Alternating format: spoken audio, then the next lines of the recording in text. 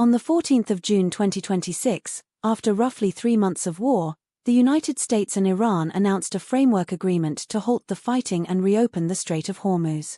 Within hours, the impact was visible on every trading screen on the planet. American crude oil fell by more than 4.5% to around $80 a barrel, its lowest since early March, while Brent slid about 4% to roughly $83. President Trump declared the naval blockade on Iranian ports lifted and the strait soon to be, in his words, permanently toll-free. The formal signing is set for the 19th of June in Switzerland. But here is the question most headlines skip over. Where does France fit in all this, and who actually walks away richer? Because France was never a bystander. It sat at the very center of the pressure that brought Tehran to the table. To understand France's leverage, you have to go back to 2015 and the Joint Comprehensive Plan of Action, the Jcpoa. France was one of the 6 powers, alongside the United States, the United Kingdom, Germany, Russia and China, that negotiated limits on Iran's nuclear program in exchange for sanctions relief. France's then foreign minister was famous for pushing the hardest line of all the Western negotiators, demanding tougher inspection terms. When Donald Trump withdrew the United States from the deal in 2018, the agreement did not simply vanish.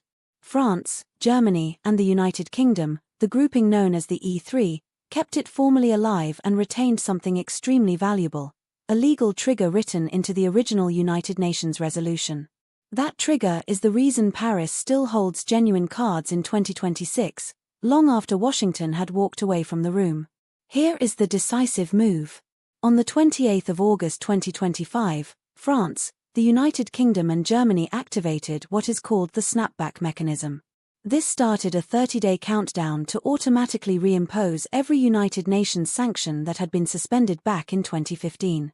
The justification was stark. An International Atomic Energy Agency report from the 4th of September 2025 found Iran holding enriched uranium at roughly 48 times the Jcpoa limit. When the clock ran out, the old resolutions came back into force, and the European Union Council formally reimposed its measures on the 29th of September 2025. Russia, China, and Iran called the move legally flawed, but it stuck. That single act of diplomacy by France and its partners rebuilt the international pressure that, combined with the war, ultimately pushed Tehran towards the negotiating table in 2026. So what is in the deal announced on the 14th of June? Both sides declared an immediate and permanent end to military operations on all fronts, including in Lebanon. The United States agreed to lift its naval blockade and allow the Strait of Hormuz, the channel through which a fifth of the world's oil passes, to reopen for commercial shipping. Crucially, this is a framework, not a finished settlement. The signing on the 19th of June in Switzerland opens a window of 60 days of further talks specifically on Iran's nuclear program. In a joint statement, the United Kingdom, France, Germany, and Italy welcomed the agreement as a moment of opportunity to restore regional stability and stabilize the global economy. That choice of words matters, and we will see why in a moment. France's influence in the next phase is not military, it is economic and legal. Because the E3 reimposed the United Nations sanctions, the E3 also holds the power to lift them.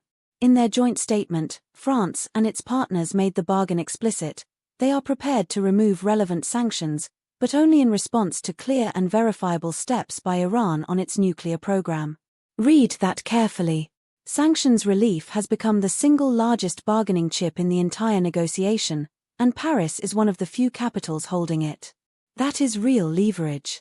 It means France can shape the verification standards, the inspection regime and the sequencing of any easing, even though it is the United States doing the headline-grabbing diplomacy with Tehran.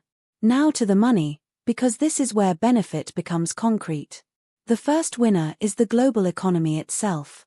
With the Strait of Hormuz reopening, the war risk premium on oil collapses, and that $4 a barrel fall on announcement day feeds straight through to cheaper fuel, lower inflationary pressure and steadier markets across Europe.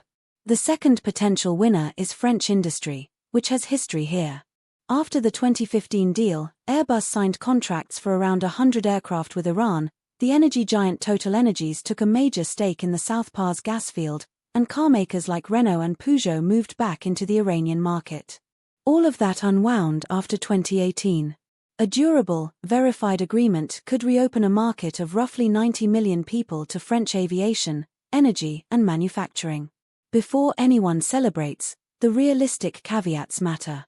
This is a framework, and the genuinely hard part, the nuclear file, is squeezed into a 60-day negotiating window after the 19th of June.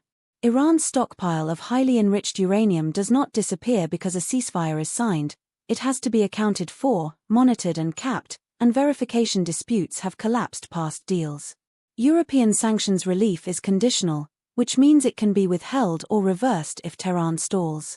And French firms will not rush back on a handshake. They remember 2018, when American secondary sanctions forced them out almost overnight and left contracts stranded. Lasting commercial benefit depends entirely on whether this agreement proves stable enough to survive the next change of political weather in Washington and Tehran alike.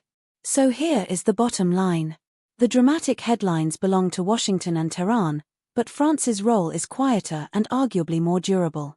By holding the snapback trigger and the keys to European sanctions relief, Paris helped manufacture the pressure that produced the June 2026 framework, and it retains the leverage to shape what comes next.